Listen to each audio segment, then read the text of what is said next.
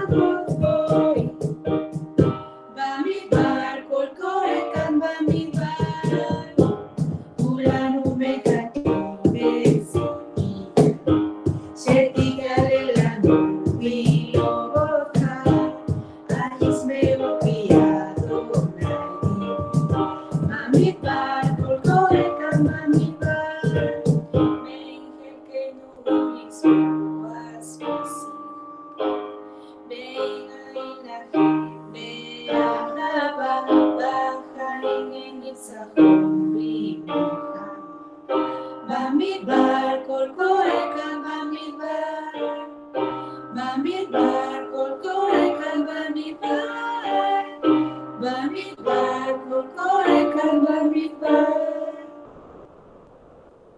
Gracias, hermanos. Hermano Daniel. Estoy presente en el desierto. Aquí estamos. Todos estamos en el desierto de las naciones. Y qué mejor hablar aquí en el desierto del nombre del Elohim de Israel. Muchas veces en las escrituras se habla sobre su nombre, demasiadas veces, incluso que es temible. ¿Vale? Pero qué mejor hablar de un nombre que es muy cercano, muy peculiar, y tiene que ver con nuestra redención. La diestra de Adonai, ¿vale? Es el título del tema que voy a compartir en esta ocasión. Y vamos a hablar sobre el nombre del Elohim de Israel y Redentor de Israel, siempre hay que añadir, ya que no solo es el Elohim del mismo, sino Redentor del mismo pueblo. Y vamos a ver su nombre, o el nombre de la diestra de Adonai, se puede decir, y de esta forma, en lo que se llama códigos bíblicos. Hace tiempo, en varias ocasiones, hemos visto ciertos códigos bíblicos en unas secuencias de letras equidistantes. Vamos a compartir algunas evidencias más para honrar el nombre del Elohim y Redentor de Israel. Bueno, vamos a leer del Salmo 118 varios versos para situarnos en un contexto óptimo para que así entendamos o veamos bien las palabras que forman el título de este presente estudio, ¿vale? La diestra de Adonai. Entonces, para llegar a ver básicamente dónde se encuentra el título de este estudio, tenemos que leer un poquito el contexto, porque tiene siempre un texto fuera del contexto, puede ser un pretexto, pero a menudo el contexto respalda, avala, trae más peso a ciertas palabras claves que en este caso las vamos a estudiar, ¿vale? 118, Salmo 118, verso 13 al 17 que vamos a leer, dice lo siguiente. Hay todo un contexto, pero solo voy a leer este fragmento.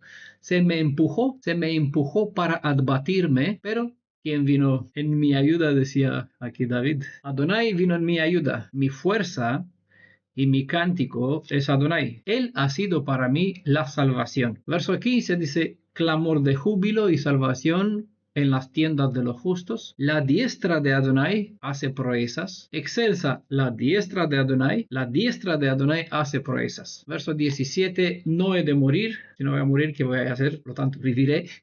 Y contaré las obras de Adonai. ¿Vale? Es bueno vivir, pero contar es mejor todavía, porque así no solo que manifiestas agradecimiento, sino que también a la vez que, o al par que le muestras agradecimiento por concederte vida y librarte de tus adversarios. Además, puedes honrar su nombre, ¿vale? Puedes darle a conocer y presentar o hablar de su carácter y de su identidad. Mano derecha o diestra, como dice aquí y también en nuestro estudio, en el título de nuestro estudio, o del lado derecho, en el texto hebreo se dice yamin. En la antigüedad, la mano derecha estaba asociada con el poder y el honor, y también era símbolo del favor y la protección divina. La diestra se interpretaba como fuerza, autoridad y favor, ya que tradicionalmente la mano derecha se consideraba la mano del poder y la habilidad. La mayoría de la gente es diestra. Era y aún es la costumbre de saludar, por aquí típico saludo de Ishai, ya que está en el ejército. Vale, siempre se saluda con la mano derecha, por lo general. No sé si hay alguna excepción donde la gente saluda con la izquierda, pero sigue todavía no solo en el pasado, sino en el presente. La costumbre de saludar, de hacer juramentos, también se extiende la mano derecha, y también para bendecir siempre se hace con la diestra. En las religiones recuerdan el caso de Jacob cuando puso su mano derecha sobre la cabeza del hijo menor, como símbolo que la mano derecha siempre está asociada al primogénito, ¿vale? En este caso, al poner la mano al revés sobre las cabezas de ellos, ya dio por sentado que el menor va a recibir el título o los beneficios del primogénito. ¿Vale? Entonces la mano derecha es la que transfiere la bendición en este caso la autoridad, y bueno, todo lo que implica, vimos lo que supone el derecho del primogénito en el estudio con este mismo nombre, el derecho del primogénito. ¿Vale? En las religiones asociados a la Biblia, la expresión a la mano derecha es usada como interpretación para enseñar que el Mashiach, ese es el término hebreo, o el Cristo, que es el término griego, o el ungido, que es el término latín, está sentado en la parte derecha del que se supone que es el Elohim del Antiguo Testamento. Voy a decir en esos términos, nosotros los usamos porque no existe un Antiguo Testamento, pero así se conocen los escritos hebreos, lo que es Tanaj. La mayoría con un concepto, cuando se parte de una base equivocada, la enseñanza o la interpretación que se profesa en las religiones asociadas a la Biblia, obviamente cuando se parte de una base equivocada, las interpretaciones también son erradas, ¿vale? Personalmente no suelo ocuparme de las herejías, de las falsas enseñanzas que hay dentro de los tres principales sismos, así que hoy nos centraremos en ver quién es el personaje sobre cuya diestra se habla en los textos que hoy citaremos, y veremos también qué dicen los textos sagrados que hará esta su diestra. Es importante ver y entender qué cosa hace la diestra, porque de este hecho depende el entendimiento sobre la identidad del ser cuyo brazo derecho actúa, ¿vale? Un ejemplo vimos aquí en todo este contexto del Salmo 118, ya los adversarios, los enemigos, pues tratan de destruir básicamente lo que siempre quiso el mal con el pueblo de Israel. Desde el nacimiento de su origen en Nabel, ¿vale? Siempre quiso destruir este linaje que buscan venerar, honrar el nombre y la identidad del Elohim de Israel. ¿Vale? No ha cambiado las cosas porque el maligno es el mismo, y su deseo de destruir todo linaje de defensa de lo que es verdad hebrea, siempre ha estado buscando para destruir, hacer mal, daño. Pero la diestra de Adonai, ¿no?, siempre ha hecho proeza, siempre ha traído salvación, redención, y todavía lo está haciendo hasta el presente. Por eso es importante entender y ver también qué es lo que hace la mano derecha de Elohim, porque aquello que está haciendo identifica la identidad o describe la identidad de la persona cuya mano está orando. ¿Vale? Nuevamente vamos a leer un contexto para situarnos en un contexto apropiado para poder comprender el punto que se enseña en este estudio. Isaías, libro de Isaías, capítulo 45. Voy a leer desde el verso 9 al verso 12. Hay que litiga con el que ha moldeado a la vasija entre las vasijas de barro. Dice la arcilla al que la moldea: ¿qué haces tú? Y tu obra no está hecha con destreza. ¿Está? Verso 10, Isaías 45 dice: ay del que dice a su padre: ¿qué has engendrado? Y a su madre: ¿qué has dado a luz? Verso 11, así dice Adonai, el Santo de Israel, y su modelador, es decir, su creador, el que le dio forma. Vais a pedirme señales acerca de mis hijos y a darme órdenes acerca de la obra de mis manos. Verso 12, yo hice la tierra y creé al hombre en ella. Yo extendí los cielos con mis manos y doy órdenes a todo su ejército. En otros contextos se indica que los seres humanos fueron hechos con las propias manos del mismo Elohim de Israel. Un ejemplo está en el Salmo 119, verso 73. Nadie es mejor conocedor del funcionamiento de algo sino el propio fabricante, ¿vale? Un constructor de un coche Ferrari, digamos, para que sea uno más lujoso, ¿vale? Bueno, Ford es el coche que yo tengo. ¿Vale? ¿Quién mejor conocedor del funcionamiento o de las piezas, del mecanismo que el fabricante, que el señor Ford? ¿No? Asimismo, ¿quién sabe mejor las cosas del ser humano que el propio creador que le formó con sus propias manos? De esta forma, el Elohim de Israel se presenta aquí en este contexto, en Isaías 45, se presenta como formador del pueblo hebreo. Una cita en ese sentido, es decir, si en Salmo 119, verso 73 se describe como creador del ser humano, hay otros versos también. En Isaías 43, verso 1, 44, verso 1 también se presenta el mismo creador como el formador del pueblo hebreo, ¿vale? Así que hay dos formas como se manifiesta en las escrituras, como se describe como creador del ser humano en general, y de una forma específica, creador o formador, o el que amoldeó al pueblo de Israel. El sentido del verso 11 en particular, sobre el cual vamos a centrar un poquito nuestro estudio. describe una actitud irónica donde las señales o las preguntas son indignas, es decir, no tiene un buen propósito. Hacer preguntas al Elohim viviente acerca de sus actos no tiene nada de malo en sí, como se demuestra en diferentes contextos, como por ejemplo en Salmos 35, verso 17, Jeremías capítulo 47, verso 6, Habacuc capítulo 1, verso 2. Son citas donde ciertas personas preguntan unas palabras que es el nombre de un otro estudio que se llama Ad Matai. ¿Hasta cuándo? ¿Vale? Un buen estudio, se lo recomiendo. Entonces ciertas personas preguntan a Elohim, ¿hasta cuándo? ¿Vale? Y no hay nada malo en preguntar, en conocer, en saber qué planes tiene Elohim. Pero aquí las demandas de responsabilidad sugieren dudas sobre el derecho soberano del Elohim viviente en escoger su plan y su propósito o el propósito de su acción. Las interrogantes aquí no son meramente motivadas por un sinceramente deseo de conocer los planes de Adonai, sino que son más bien dichas en sentido crítico. En contraste con las palabras despectivas, estos versos sacan en evidencia la capacidad del Elohim de Israel en actuar y sobre la historia, ¿vale? Mejor dicho, de la manera que lo hace para despertar o levantar hombres que son aptos instrumentos para producir los acontecimientos que son propicios e instructivos para su pueblo escogido. En este contexto se habla de un gentil, ¿vale? Que además fue nombrado con el título de ungido, es decir, fue llamado como Mashiach, ¿vale?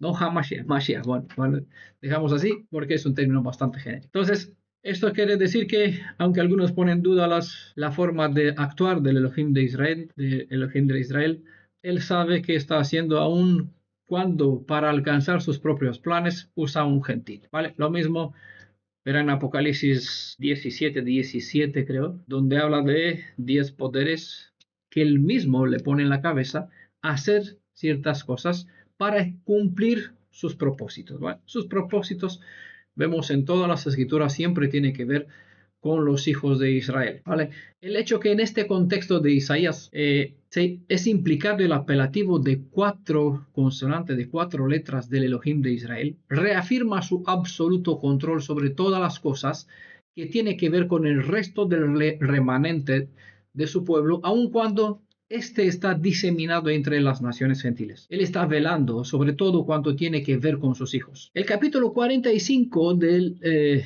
Isaías forma parte de un conjunto que exalta la identidad del Elohim de Israel. En el capítulo 40 se contrasta la grandeza de la persona del Elohim de Israel con la debilidad del hombre, por ejemplo en el verso 6 y el verso 8 del capítulo 40, y en el verso 18 al 20 se contrasta la grandeza de la persona del Elohim de Israel con los ídolos.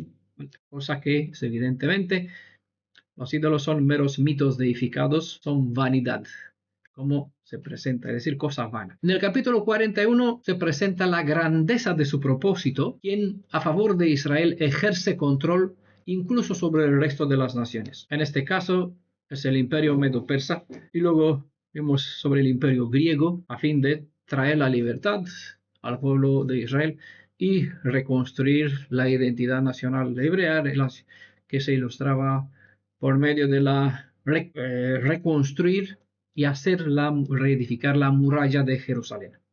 El capítulo 42 y también el 43 describe la grandeza de su perdón. ¿Hacia quién? Para con los hijos de Israel. A pesar de que él permitió que capturaran y llevaran al exilio a los israelitas, esto solo fue un método que antes de ser visto como un mero castigo por sus pecados, como se indica en el capítulo 42, verso 18 al 25, más bien la corrección o el castigo de ser enviados los israelitas entre las naciones fue un método de corrección, aunque esto es a largo plazo. Pero lo más relevante es que el cautiverio para los descendientes de Israel no será para siempre, y aunque salvará a su pueblo de entre las naciones gentiles, traerá juicio sobre todos los pueblos gentiles en medio de los que han estado los hijos de Israel. Y bueno, los capítulos 44 y 45 resalta la grandeza de las promesas del Elohim de Israel. La restauración de todas las cosas que tiene que ver no con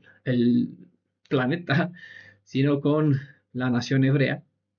la restauración de todas las cosas que tiene que ver con el pueblo de Israel implica una teshuvah genuina de parte de todos aquellos israelitas que desean regresar en bendición a sus tierras hebreas. Y por último, los capítulos 46 a 48 describe la grandeza del poderío del Elohim viviente. Las palabras de juicio como de la destrucción de esos países que dominan sobre los hijos de Israel se presentaron mientras estos poderíos aún estaban en su mejor momento de gloria. Por el principio tipo, antitipo, al mirar el pasado podemos vislumbrar los eventos de nuestro presente y lo que está por suceder en breve tiempo. En ese sentido, para más detalle, para quien quiere saber qué cosa presenta o revela las profecías sobre el futuro cercano hacia el cual nos encaminamos, le recomiendo ver la serie Profecías al Día, ¿vale? Está en el canal de YouTube en Defensa de la Verdad Hebrea. En el texto de hebreo de Isaías 45, en el verso 11, que hemos dicho que es un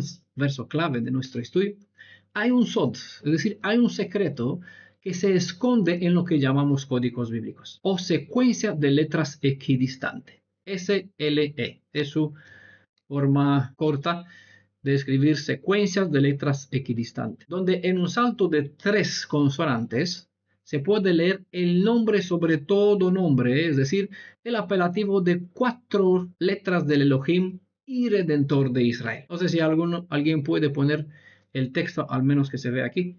No sé si está José, puede poner las letras. Porque quiero que vean, como pueden o en un mensaje o en una pizarra, poner el texto, ¿vale? El texto en hebreo, Isaías 45, verso 11. ¿Vale? De todas formas, yo se le voy a dejar en la guía de estudio, ya saben, con los colores adecuados para que así se resalte los puntos claves, ¿vale? Isaías 45, verso 11. Isaías 45, verso 11 dice lo siguiente. Vale, voy a leer una vez más. Ahí está. Así dice Adonai, el Santo de Israel y su modelador. Vais a pedirme señales acerca de mis hijos y a darme órdenes acerca de la obra de mis manos. ¿Vale? Pregunta a los que pregunta o a los que cuestiona sus procederes. ¿Vale? Hemos dicho que este verso, aquí, eso, perfecto. Ahí está. Bueno, hemos dicho que en este verso se oculta un secreto que se puede ver cuando se sigue el patrón de letras equidistante y en lo que se llama el código bíblico. Aquí se revela el nombre que sobre todo nombre, ustedes supongo que ya saben a qué me refiero, pero vale, voy a compartir para aquellos que no saben. Vale, tenemos aquí el verso completo que está en el texto en hebreo. En la palabra haotiot, si la puede buscar aquí el hermanito José, es la 7ª palabra en el texto hebreo, haotiot, está exactamente. Ote, señal, ya sabe, ha es para el enfatizar. Haotiot significa lo que vimos en el texto, señales, demandan señales, me pregunta por señales. Si se toma, si no sé, aquí no se puede poner colores, ¿vale? Si se toma la consonante yod, ¿vale? Esa es la consonante yod. Se puede poner en colores en esta, así, pero se puede guardar para que permanezca la letra. Está el color, grande un poquito. Vale, la palabra ha-ot-yot. Tomamos la consonante yod, ¿vale? Y hemos dicho que se hace un salto de 3 consonantes. Viene la yod, está selectado, sí. La consonante yod es la número 27. Se cuentan aquí con desde el principio, desde la palabra ki. La yod es la consonante número 27 en el texto hebreo. Después de la consonante yod, ¿vale? No se puede quedar marcada, ¿no? Se hace un salto de 2 consonantes a tiot, ¿vale? Al saltar sobre la consonante vav y tav, la tercera consonante es la shin, ¿vale? 2 consonantes más tarde, es decir, saltar sobre la alef y la lamed, está la consonante vav, ¿vale? Otro salto de otras 2 consonantes, que en este caso es la nun y la yod, es la consonante ain, ¿vale? Si han guardado en la memoria las 4 consonantes que se han resaltado, ¿vale? Son yod, shin, vav, ain, que se puede leer en esas 4 consonantes un apelativo cuyo sentido es el salva, ¿vale? Es el apelativo de 4 letras que forman el nombre Yeshua, ¿vale? Entonces aquí en este verso 11 dice, vais a pedirme señales acerca de mis hijos y a darme órdenes acerca de la obra de mis manos, a pesar de que no se revela a la simple vista una respuesta a esos cuestionamientos inapropiados sobre los procederes del Elohim viviente. Aún así, adentro del mismo texto se descubre una respuesta que es oculta o que es oculta en el apelativo de 4 letras, Yod Shin Vav Ayin, a través de cual se revela la identidad y el propósito del Elohim viviente como redentor. En otras palabras, él respondió que él es capaz de ocuparse de aquello que es hechura suya. En otros estudios donde hemos observado el cuadro de la propia creación del ser humano, he mostrado la firma del creador oculta en una otra secuencia de letras equidistantes en la propia descripción de la creación del hombre. Los artistas suelen firmar de una forma que no es visible a la simple vista, oculta de alguna forma codificada su nombre. Para ver el nombre del creador en la propia creación del ser humano, que es la obra maestra, pues les invito a que vean un estudio que se llama ¿Quién es el creador del hombre? Aquí también en este PDF, en este estudio también que está disponible por escrito en audio, se muestra el nombre del creador, ¿vale? Y ahí se ve su firma. Hablando en sentido metafórico, el Elohim de Israel se presentó como Padre de Israel, de modo que los israelitas en este contexto son llamados sus hijos. En este contexto, en Isaías 45, verso 11, se le nombra al Padre de Israel con un nombre que revela benevolencia a favor de ellos. ¿Vale? Es lo que describe el nombre Yeshua. Siguiendo con la atención donde el nombre de la redención es asociado a los descendientes de Israel, vamos a ver otra evidencia. El texto hebreo de Isaías 46, en el verso 3, ¿vale? Si lo buscamos para ponerlo de nuevo, ¿sí? Isaías 46, verso 3, hay otro código bíblico que se encuentra en una secuencia de letras equidistantes, donde en un salto de 3 letras, igual 3 letras, se puede leer el nombre sobre todo nombre, el apelativo de 4 letras del Elohim y Redentor de Israel. El nombre se lee esta vez al revés, desde el final hacia el comienzo del texto hebreo. El texto dice lo siguiente, Isaías 46, verso 3. Escuchadme, ¿a quién le está hablando? ¿A la creación, al mundo entero? No, dice siempre, es enfático, escuchadme, casa de Jacob. ¿Quién de esta casa? Y todos los sobrevivientes. ¿De quién? ¿Del mundo? ¿O del holocausto? ¿O del apocalipsis? ¿Del fin del mundo? Entonces, todos los sobrevivientes de la casa de Israel. ¿Quién? ¿Cuál de ellos? Los que habían sido transportados desde el seno, es decir, de la casa de Israel, llevados desde el vientre materno. ¿Vale? Es evidente que este llamado de prestar atención inteligente no es dirigido a quien sea en este mundo, sino específicamente al resto del remanente de Israel, un remanente que ya se ha diseminado entre las naciones gentiles. En la cuarta palabra, aquí en el texto hebreo,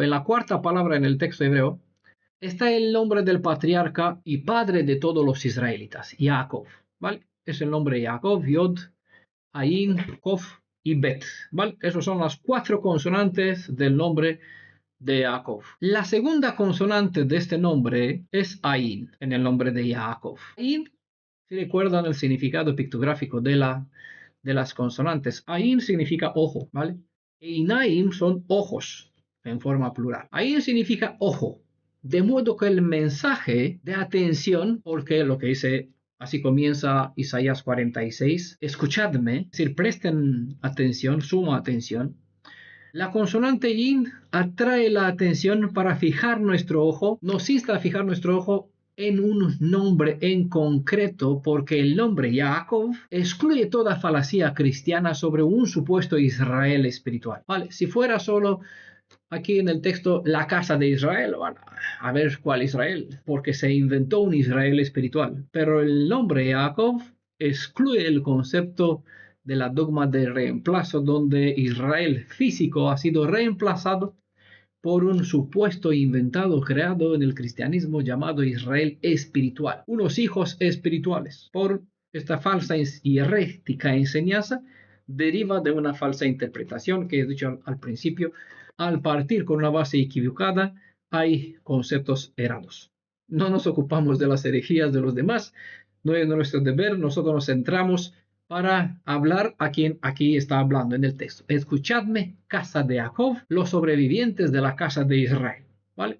Y aquí este llamado de atención está también para nosotros y para el resto del remanente de los hijos de Israel que en este momento están diseminados entre las naciones del mundo y quizás podrán escuchar este llamado. Escuchadme, ¿vale? Isaías 46, verso 3, ¿vale? En el nombre de Jacob, la segunda consonante es la consonante Ain, la guardamos, ¿vale? por lo que ella, teniendo en cuenta el significado de prestar, de fijar nuestro ojo en a lo que se llama la atención, hay que prestar atención, hay que fijarnos.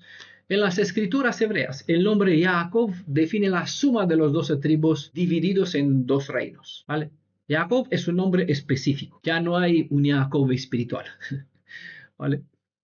Este detalle nos invita a prestar atención al hecho de que este mensaje es en exclusiva para la casa que ha descendido de esta patriarca. Es decir, no, de ninguna forma le habla de un Israel espiritual, porque Jacob es uno solo, ¿vale? Y los hijos de Jacob han descendido o han salido de los lomos, como se indica, de los lomos de Jacob. Entonces, para ellos, aquí son invitados casa de Jacob, Beit Jacob, ¿vale? La casa de Jacob al resto del remanente, los sobrevivientes de la casa de Israel. Después de la consonante Ain, al saltar las letras Kof y Bet, un salto de 2 letras, la tercera consonante es Vav. La consonante Vav da comienzo a la palabra Kal. Nos indica que hay un sacrificio. La consonante Vav nos indica, o su forma pictográfica, nos indica que hay un sacrificio a favor de ¿quién? De la casa de Israel, es decir, Beit Yaakov, es decir, la casa de Jacob. Hay un sacrificio dispuesto para ellos, no hay para el mundo. Si el mundo quiere, no hay ningún problema. Siempre pueden entrar siguiendo el proceder de conversión, entrar a formar parte de esta casa. Por lo tanto, el sacrificio también le valdrá para ellos. Fuera de la casa de Jacob no hay nada. Hay mentiras, engaños, ilusiones baratas que venden una multitud de mesías, de falsos cristos, ¿vale? Al mundo, que dan crédito a esos farsantes disfrazados. Consonante Vav, ¿vale? Nos indica que hay un sacrificio dispuestos a favor de la casa de Jacob, y este asegura el perdón para todos aquellos israelitas que se disponen a regresar bajo el vínculo del pacto. Haciendo un salto más sobre las letras Kaf y Lamed, siguientes dos que están después del la Vav, está la consonante Shin, ¿vale? La letra que da inicio a la palabra Sherit, que significa remanente, o bueno, igual tiene sentido de resto, residuo, o porción, la porción de la casa de Jacob, la porción de lo que vive, lo que sobrevive de la casa de Israel. La consonante Shin en el hebreo pictográfico es diente, ¿vale? Lo que significa básicamente, y como palabra en el hebreo moderno, cual alude a una obra de juicio y justicia, como a un proceso de purgación y por ende restauración. Ya el oro que está sucio se pasa por fuego, lo que representa también Eish, de donde viene también la consonante Shin, que tiene esta la forma de unas llamas, de una llamita de fuego, ¿vale? El propósito del fuego es purgar, purificar. ¿Con qué fin? ¿Destruir? Sí, destruir la maleza, la escoria. ¿Para qué? Para dar brillo al oro puro, ¿vale? Así que el propósito del juicio es un proceso justo, aunque doloroso para la carne, necesario para el alma, ¿vale? ¿Por qué? Porque el deber del Shin o de la justicia y del juicio es restaurar la pureza de algo que ha perdido, se ha ensuciado. Entonces, en la misma palabra Sherit, después de la consonante Shin, al saltar sobre la Aleph,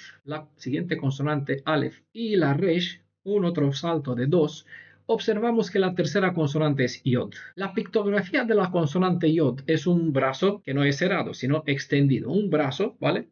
Con la palma extendida, con la palma abierta. Eso nos revela que el brazo derecho del Elohim de Israel es la diestra que actúa con poder y en justicia, una justicia que le dé derecho en actuar extendiendo el manto de la redención sobre el resto del remanente de Israel, es decir, sobre todos aquellos que se disponen a situarse bajo el amparo de esta mano abierta a favor de ellos, ¿vale? Se entiende bastante claro el mensaje. Estas 4 consonantes juntas, que son Ain, Vav, Yod, Shin, Yod, Ain, Vav, Shin, Yod, si las leen en sentido contrario, se dan cuenta que aquel que nos invita a fijar nuestro ojo en la redención, dispuesta a cabo de una obra de justicia, y debido al hecho que él extendió su palma o su brazo derecho, es Yeshua.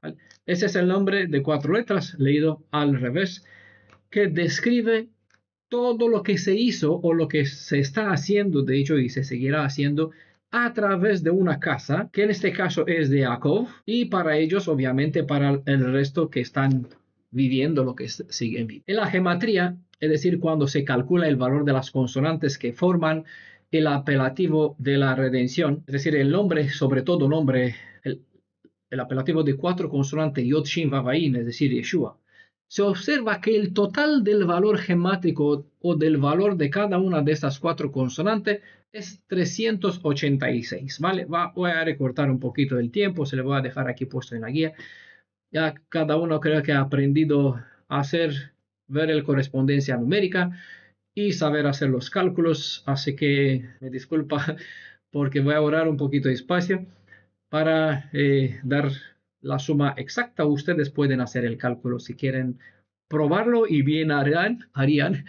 Si probarán, no sea que diga otro número, otra cifra, entonces no encajan las cuentas y ¿de qué está hablando? ¿Vale? Entonces la suma gemátrica o el valor numérico del nombre de 4 consonantes Yeshua, Yod, Shin, Vav, Ayin es 386. En Génesis capítulo 36, verso 20, hay una evidencia donde se puede encontrar la forma el Elohe Israel, que significa el Elohim de Israel en forma singular o particular al pueblo hebreo. Cuando hablamos del nombre de nuestro Elohim, en hebreo decimos Shem Elohe. Esa es la forma singular que está aquí en Génesis 33, 20. La gematría de las palabras hebreas para decir nombre de nuestro Elohim, Shem Elohe, también es 386, ¿vale? Shem Elohe se escribe con Shin, Mem, Aleph, Lamed, Hei y Yod, ¿vale? Haciendo el cálculo, la suma es el mismo que el nombre Yod, Shin, Vav, Ayin, ¿vale? 386. Debido al valor gemátrico, el apelativo de 4 letras Yod, Shin, Vav, Ayin identifica la persona del Elohim de Israel. El término hebreo Shem define la esencia de su portador. Decir Shem Elohe es igual como describir la esencia del que es el Elohim de Israel. Nadie duda de que parte de esta esencia, de esa esencia suya, es Gesed, bondad, además de justicia, que es, ya saben que es Geburah.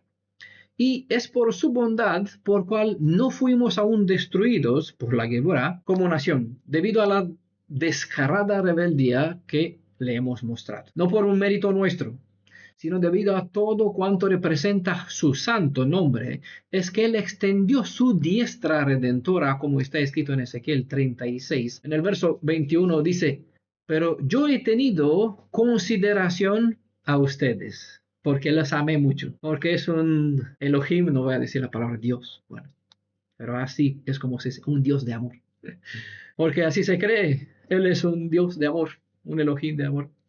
Yo he tenido consideración no porque Él está lleno de amor, he tenido consideración a mi santo nombre que la casa de Israel profanó entre las naciones a donde había ido. El verso 22 dice, por eso di a la casa de Israel. Así dice Adonai, no hago esto, es decir, no extendió su diestra para traer benevolencia y redención a través del nombre Yeshua a este resto del remanente de la casa de Israel. No hago esto por consideración a vosotros, casa de Israel, sino por mi santo nombre que vosotros habéis profanado entre las naciones a donde fuisteis. Eso ya no se trata de lo que hicieron nuestros padres estando en la tierra de Israel, que igual trajeron profanación al nombre del Elohim de Israel. Está hablando a los que fueron esparcidos y siguieron profanando el nombre del Elohim de Israel a través de sus enseñanzas acomodadas, la forma de vivir a través del invento del Talmud, de la dicha Torah oral, donde agregó filosofía, conceptos heredados o adquiridos de entre las naciones y valores de interpretación de por allá, y los fusionó con las escrituras, hicieron una sopa que ahora se practica en el judaísmo rabbanita como una forma de ismo, de religión, judaísmo, ¿vale? No compartimos este tipo de ismo basado en una mezcolancia entre lo que son mezcolanza, que son ideas, interpretaciones, conceptos, valores, ideas que pertenecen, que están dentro de las naciones y fueron asimiladas, dichos dentro de la cultura hebrea y puesto al lado de las enseñanzas de la Torah. Crearon aquí una sopa, ¿vale?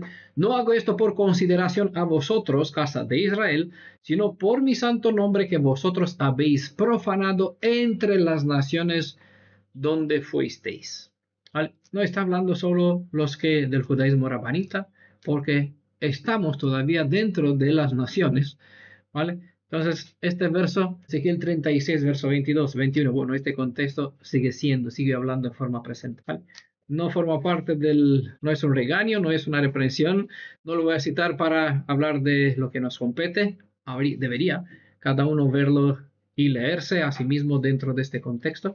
Seguimos centrando nuestra atención en honrar el nombre del Elohim de Israel y Redentor de Israel, y revelar, bueno, la identidad y la obra de esta diestra. Cuando hablamos de la bondad que hay en el nombre del Elohim de Israel, estamos hablando de su disponibilidad en redimir y restaurar a su pueblo. El concepto de la redención o de la salvación es estrechamente ligado al concepto del pariente cercano, o el pariente redentor, como es conocido. Pero ¿cómo identificar al Elohim de Israel en su forma como pariente redentor? En las profecías. Esta revelación está escondida en términos que tienen un sentido profundamente hebraico y cual con la mera traducción queda encubierta la identidad del Salvador. En otros estudios he presentado una larga serie de evidencias o de términos que describe quién es el Elohim y redentor de Israel. En muchas ocasiones él está hablando sobre sí mismo en tercera persona, como siervo, por ejemplo, es decir, en una condición de Mashiach. Todos los estudiosos de los escritos hebreos sabemos que las escrituras hablan sobre alguien quien no solo que es ungido, sino alguien sobre el cual permanece para siempre la unción. Este término ungido en hebreo es Mashiach. El título Mashiach, y en su forma enfática HaMashiach, es decir, el ungido, es reservado en la literatura hebraica en forma exclusiva para un personaje único en la historia de los personajes sobre los que se habla que han sido ungidos. Como le decía al principio sobre Ciro, que se habla en el libro de Isaías, él es un ungido. Entre los ungidos, el rey, el sacerdote, el profeta también era ungido. No, eran personas ungidas. Entre estos Mashiach, ungidos, HaMashiach es que por excelencia no solo que fue ungido, sino que permanece para siempre esta unción sobre él. Detrás de este título se esconde la esencia del Elohim viviente, ocultada bajo la identidad de un personaje que actúa conforme al derecho de las leyes del pariente cercano. ¿Vale? Término que en hebreo es Goel, eso es pariente cercano. Hay estudios, 2 por escrito, 2 PDFs y 6 audios, ¿vale? Sobre las leyes de la redención. Debería ser más audios con más evidencia, pero perdí el disco duro de un ordenador, 700 gigas se perdieron, así que la guía de estudio para seguir con más temas tenía al menos tres partes más, las leyes de la redención, pero bueno, cuesta un montón volver a preparar estudios de esta forma que debe ser bastante bien respaldados en leyes y en normas tanto que se pueden ver en la Torá, en la tradición, en la cultura de nuestro pueblo. Entonces nos hemos quedado con esas 6 partes, creo que es suficiente para mostrar quién es el Goel de Israel, los atributos, las obligaciones, las responsabilidades y marcar con esto una diferencia bastante clara entre el Mashiach y su padre, entre el Elohim y padre de Israel y el padre del Mashiach, ¿vale? Para que se entienda por separado.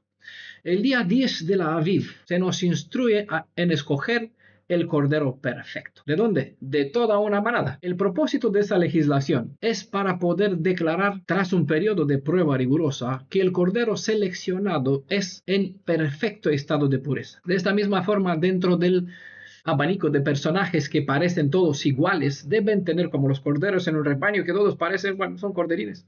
¿Vale? Asimismo, hay un abanico de personajes que parecen iguales porque todo dice, yo soy el Mashiach, yo soy el ungido, como dijo él mismo en los escritos de los apóstoles. Vendrán muchos en mi nombre, no dirán, no pronunciar yo soy con un nombre, sino que dirán, soy el ungido, es decir, soy el Mashiach. Vendrán muchos y igual tenemos un archivo, un documento con 12 personajes que han salido del judaísmo que son falsos Mashiach. falsos ungidos, ¿vale? Muchos murieron ellos y trajeron muerte, al menos uno a 10.000 judíos, así de golpe seguidores suyos pues murieron con él. Entonces es importante este concepto, esta legislación sobre el 10 de la Aviv, donde hay que seleccionar un cordero de la manada, tiene que ser observado para estar en condición perfecta. ¿Por qué? Porque de la misma forma hay un montón de dichos ungidos, Mashiach, que parecen que son iguales, pero se necesita tener la integridad de saber discernir al único cordero con cuya sangre se puede hacer expiación por los pecados y quien puede también cubrir a los hijos de Israel, de modo que el juicio pase, ¿vale? Eso significa pasar de largo o por encima de los hijos de Israel, sin quitar la vida eterna a nadie de ellos, a ninguno de ellos, ¿vale? Por eso es imprescindible saber elegir al verdadero cordero. La expresión de emunah shelema, es decir, de una fe que es completa, puede decir solo una emunah shelema, solo una fe completa puede decir, él es el Mashiach. Es decir, uno que tiene integridad y discernimiento, cuyos einaim, ojos, han sido purificados, y ha aprendido a nadar en este caos del mundo, el mem, ¿no? Donde hay un montón de dichos salvadores, Mesías, que es Yahshua, que es Yehoshua, que es Yahuwah. Hay un montón por aquí solo en el mesianismo, sin hablar del cristianismo y otros. Mahdi es el Mesías del Islam. Krishna es el Jesús, el mismo Salvador de los hinduistas. En todas las naciones del mundo hay un Salvador, es decir, un Mashiach, uno que dice que es ungido y traerá salvación. Solo la emunah shelema, una fe que es completa, ¿vale? Que está respaldada sobre emunah, tiene un fundamento que está bien anclado en las leyes, los principios que están en la Torah. Solo una expresión de emunah shelema puede decir, él es el Mashiach, ¿vale? Esta declaración en hebreo es Juhove Mashiach, ¿vale? Al sumar el valor numérico de estas letras que forman estas tres palabras, Juhove Mashiach, vemos que resulta el número 386, que es el mismo valor del apelativo del Elohim y Redentor de Israel, ¿vale? Yod, Shin, Vav, Yeshua, ¿vale? Enfatizo que es el Elohim y Redentor de Israel porque siempre el nombre Yeshua es asociado al brazo de Gesed y por lo tanto de redención. Cuando hablamos del término Adonai, es el título Adonai, es el título que sustituyen las cuatro consonantes, que no se pueden leer los consonantes Yod, Hei, Vav, Hei, porque suena un poquito, son leer las letras, y aunque se pueden leer como Jehová, sabemos que eso no es un nombre, ¿vale? Sino que describe en una forma corta los tres verbos que están dentro de o que definen los cuatro consonantes, Ijie, Haya, Vejove, ¿vale? El verbo Jove no se suele usar en el lenguaje moderno hebreo porque estamos en el presente, obviamente no vamos a hablar, yo estoy, obviamente me ven que soy, no voy a usar el verbo presente, normalmente se salta, ¿vale? Pero aquí Juhove Mashiach describe el es para identificarlo de una forma específica. El valor gemátrico de cada una de estas consonantes que forman esas tres palabras, él es Mashiach, él es el Mashiach, Jove HaMashiach, ¿vale? Tiene el mismo valor 386 que el nombre Yeshua. Ahora, es decir, obviamente el título y el nombre debe estar así, la identidad y la obra debe completarse, no pueden tener líneas de conceptos distintos, tiene que tener igualdad y compartir las mismas virtudes. Ahora, declarar que detrás del título HaMashiach en realidad es el mismo Elohim de Israel es una afirmación que a menudo es declarada errada por todos cuantos no buscan la verdad en su forma más profunda, sino que se complacen en una creencia superficial en cual los meros ritos son los que prevalecen por encima de todo. Si queremos decir Adonai es decir, en el Mashiach, en hebreo se dice Adonai be-Mashiach, ¿vale? Si se saca o se calcula el valor numérico de las letras de esta expresión Adonai be-Mashiach, Adonai en el Mashiach, al sumar el valor gemático vemos que también es 386. Es decir, el Elohim de Israel es Yeshua, como Mashiach en postura de pariente redentor, ¿vale? Pero que marquen la separación porque el nombre del Elohim de Israel cuando hablamos de su lado de redención o su Gesed, en este caso hablamos del nombre Yeshua. Cuando hablamos de la identidad soberana como Elohim Todopoderoso, hablamos de la parte de Gevorah, para decir así, usamos el título Adonai. ¿Vale? Estamos hablando de un mismo personaje, no son dos personas y no tienen nada que ver esos dos apelativos, Yod Hei Vav Hei, Yod Shin Vav Hei, no tienen nada que ver con su papá.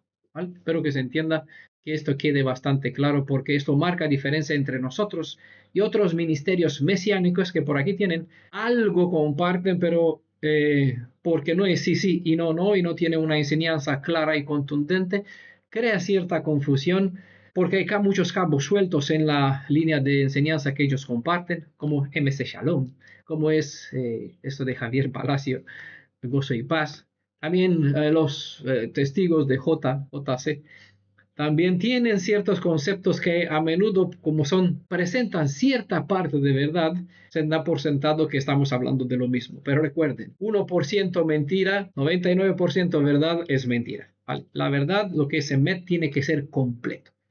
Si no es completo, entonces hay un fallo en la doctrina.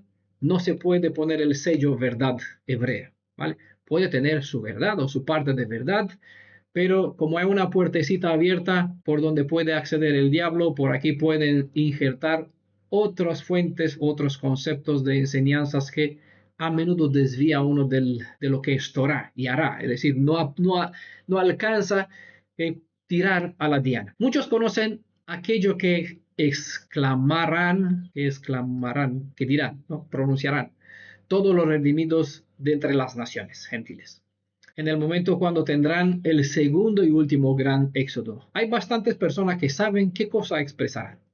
Pero para quien no sabe, y sé que por aquí hay personas bastante nuevas, y no saben qué palabras expresarán, qué dicen el Tanaj, qué expresarán todos aquellos que beneficiarán de la redención en esta época, en esta temporada, en este tiempo de los últimos días en cual nos encontramos. Para quien no sabe qué palabra pronunciará la boca de los redimidos, cuando el Elohim de Israel levantará su diestra para hacer sus prodigios a fin de librar a su pueblo y reunirlos una vez más en la tierra prometida, pues leemos Isaías capítulo 25, verso 9. Se dirá aquel día. ¿Cuándo? ¿Qué día? Pues por eso hemos puesto el contexto. En el día cuando habrá lugar el segundo y último gran éxodo. Se dirá aquel día. En el cristianismo hay muchas vueltas que se le da a estas expresiones que se repiten. Aquel día. ¿Cuándo será aquel día? Claro, léanlo en el Antiguo Testamento. Total, no les interesa, que no es para ello, pero bueno, como le toca estudiar, tiene que dar una explicación. Da muchas vueltas, pero no acierta el día. ¿Cuándo? Más cuando asocia esta palabra con lo que aparece en los escritos del apóstol, el día y la hora, nadie sabe. Entonces, ¿hay un día que nadie sabe? Bueno, complicado. Bueno, es una ecuación que nunca, siempre le da con coma, ¿no? Es decir, no hay un resultado como en los números primos, ¿vale? Números enteros. Isaías 25, verso 9. Se dirá aquel día, aquí tenéis a nuestro Elohim. Eso es una declaración clara. Lo identifica de una forma concreta. Aquí tenéis a nuestro Elohim. Esperamos que nos salve. Se le hace la confesión. Hasta el momento nosotros hemos confiado en él, que nos salvará, tal como dijo. Este es Adonai, en quien esperábamos. No es el ungido. No es el enviado. Es el Mashiach. No es un tercero. Es el Espíritu Santo. No sé quién viene por aquí, un enviado, un siervo. ¿Vale? Esperamos que nos salve. Este es Adonai, en quien esperábamos. Nos regocijamos y nos alegramos por su salvación. Creo que el verso es clarísimo, y que si no lo han visto hasta ahora de esta forma, ahora pueden ver que aquel único Salvador que ha conocido y conocerá el pueblo de Israel, como todo el resto del mundo, no es un segundo enviado quien se supone que es enviado como siervo para cumplir los propósitos del Elohim del Tanaj, sino que es el mismo Adonai quien se dispone a traer y cumplir con todas las leyes que supone la tarea de salvar a los suyos. En el Salmo 145, verso 21, se habla de una proclamación pública donde la boca de los redimidos alabará un nombre. Vamos a ese salmo, ¿vale? Voy a decir una vez más, porque eso es muy hermoso. Salmo 145, verso 21. Aquí se habla de un hombre que proclamará, será público, y donde las bocas de los redimidos alabará un nombre que será santo para siempre. Tengan en cuenta que este salmo es ordenado en base al alfabeto hebreo, es decir, cada verso 1 comienza con la primera palabra, inicia con la consonante Aleph. El segundo verso inicia con la segunda consonante, Bet, ¿vale? Y así pueden ver que el verso 21 termina con la letra Tav, de modo que este verso deja una marca, un sello. Recuerdan lo que significa Tav, ¿vale? Que no es lo mismo que Tau, que en griego, ¿vale? Tau es este que tiene los cruzados, esta cruz, que lo tenían los nazis también, la cruz de hierro, ¿vale? Tav, la consonante Tav. Salmo 145, verso 21, comienza, la alabanza de Adonai, diga mi boca. Leo de la edición Corona de Jerusalén. Y toda carne que hace, es decir, toda persona, toda carne, se refiere a todo ser humano, no se refiere a los animales, también son carne, pero son distintas, ellos no pueden alabar con su boca, por eso diga mi boca. Y toda carne bendiga, ¿qué? Su nombre santo. ¿Cuál?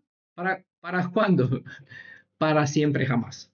¿Vale? La pregunta de 1.000.000 ya no son 100 puntos. La pregunta de 1.000.000 de puntos es, ¿cuál es este nombre que sagradísimo que será bendecido para siempre jamás? ¿Cuál es este nombre sagradísimo que será bendecido para siempre jamás? No lo dice en el texto. En el mero texto no aparece ningún nombre. O sí, en las vuestras Biblias aparece alguno. Pero si miramos los códigos bíblicos, en el código bíblico, usando este salto, el principio de secuencia de letras equidistante, donde tampoco es casual que hay un salto de 6 consonantes y con cada séptima letra encontramos el nombre secreto del Elohim de Israel a través del cual él se revela a sí mismo como el redentor del mismo pueblo. ¿Les viene a creer?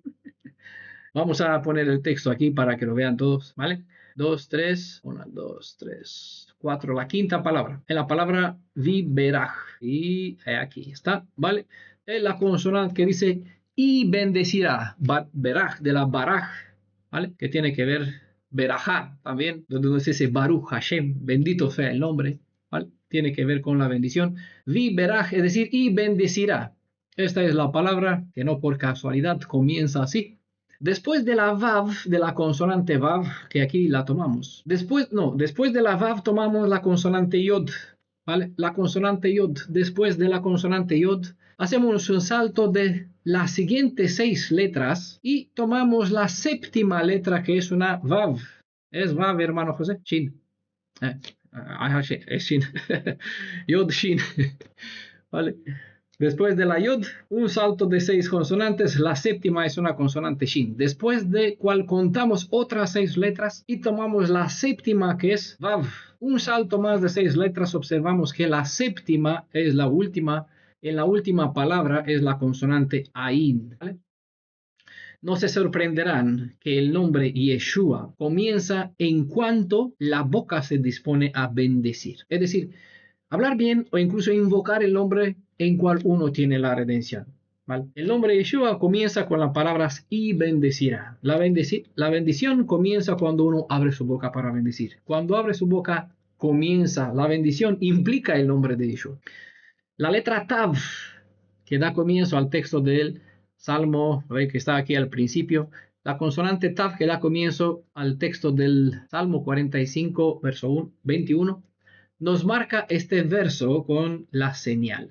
Tav es señal. Es una señal de atención para echar una buena mirada adentro del mismo texto para ver el nombre de la diestra de Adonai, el nombre sobre todos los demás nombres en cual hay redención para todo el que cree, como dice Juan 3:16. Más para que todo aquel que cree salve. Aquí está la condición. Quiero terminar este tema con una palabra más. La palabra shalom. Es de donde viene la palabra shlomi, que se suele traducir con mi paz. Vale, vamos a cerrar esta. ¿Vale? De la palabra shalom viene la palabra shlomi, que significa mi paz. Esta palabra shlomi, que se escribe con shin, cuyo valor es 300. Lamed, que es cuyo valor es 30. Vav, cuyo valor es 6. Mem, cuyo valor es 40. Y yod, ¿vale? Shalom, son 4 palabras. La palabra shalom se le añade la consonante yod, ¿vale? Yod es 10. Shlomi. Entonces, al sumar el valor de cada letra, el resultado es 386. Y el nombre de Yeshua, que se escribe con Yod, que es 10, Shin, que es 300, y Vav, que es 6, Ain, que es 70, suma igual 386. Este número 386 nos hace exclamar con toda fuerza Yeshua Shlomi, es decir, Yeshua es mi Shalom. Shalom lekulam, es decir, Shalom a todos.